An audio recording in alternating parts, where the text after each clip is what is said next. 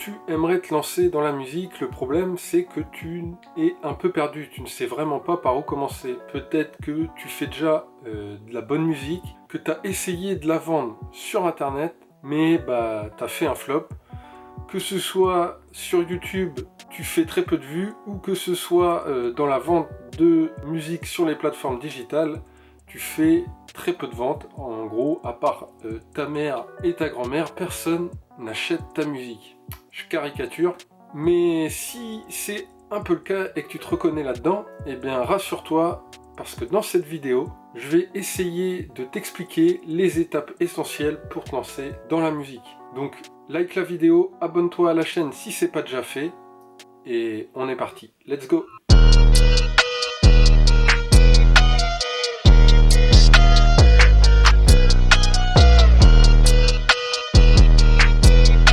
Salut, c'est Don Choteo du blog jeveurapper.com. Donc comme je te le disais dans cette vidéo, je vais t'expliquer comment tu vas pouvoir te lancer dans la musique si tu es totalement débutant. La première étape, ça va être déjà d'être focus sur la musique.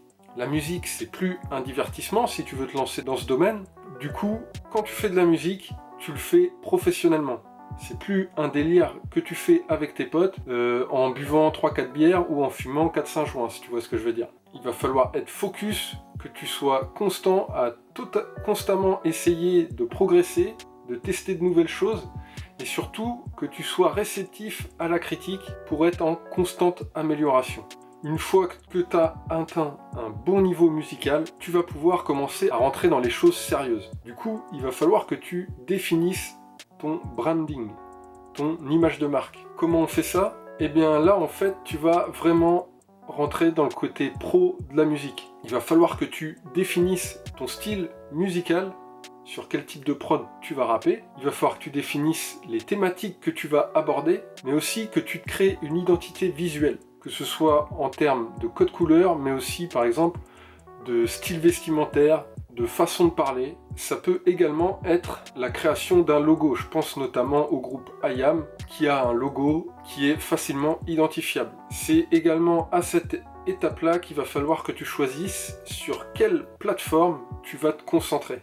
Donc, on est d'accord, YouTube, ça paraît indispensable, mais ensuite, tu as le choix entre Instagram, Facebook, Twitter, Snapchat. Je te conseille d'en choisir une où tu te sens à l'aise et de rester focus sur une seule au début. Ensuite, il va falloir que tu définisses ta cible musicale, pour qui tu veux rapper. Donc pour ça, c'est ton goût, toi, principal, mais ensuite, il faut que tu voies qui kiffe ta musique et qui sont tes concurrents, même si la concurrence, en vrai, ça n'existe pas. C'est une idée qu'on se fait dans la tête, parce que si tu as bien défini ton branding et ton audience cible, tu ne peux pas avoir de concurrent. Pourquoi je te dis ça? Parce que tu comprends bien que tu ne peux pas plaire à tout le monde. Et si tu écoutes du Black M, si tu écoutes du Medine et si tu écoutes du Jul, tu vois bien que l'audience ciblée n'est pas du tout la même.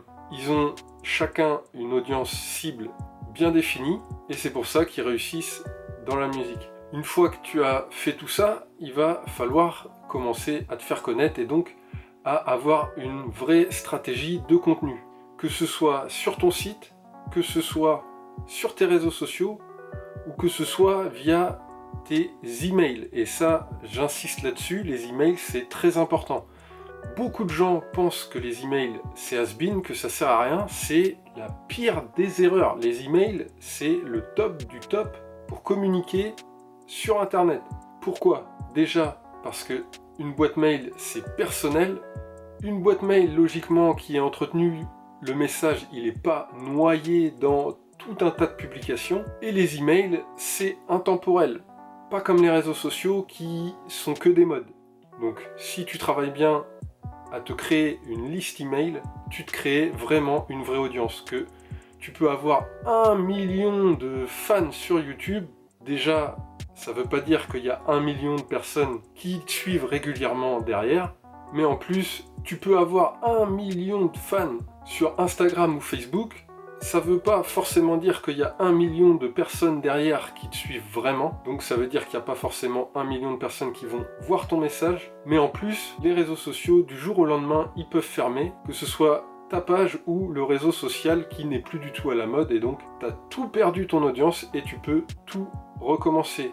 Une liste email, elle t'appartient, et ça c'est une vraie richesse. Le conseil que je viens de te donner, si tu le suis, je te garantis, il vaut de l'or. Un nombre d'abonnés sur les réseaux sociaux, c'est bien, ça fait de la preuve sociale, mais c'est surtout, ça gonfle ton ego. Le vrai chiffre qui est important, c'est le nombre d'abonnés à ta liste email. Retiens bien ça. Donc, pourquoi créer du contenu? Pour 2 objectifs. 1, se faire connaître, et 2, fidéliser ton audience. Ensuite, quand tu commences à avoir une petite audience qui te suit, il va falloir passer à l'étape supérieure. Et là, il va falloir enfoncer les portes. Il va falloir que tu te retrouves partout. Faut pas attendre que quelqu'un vienne te chercher dans la musique, c'est toi qui dois aller ouvrir les portes.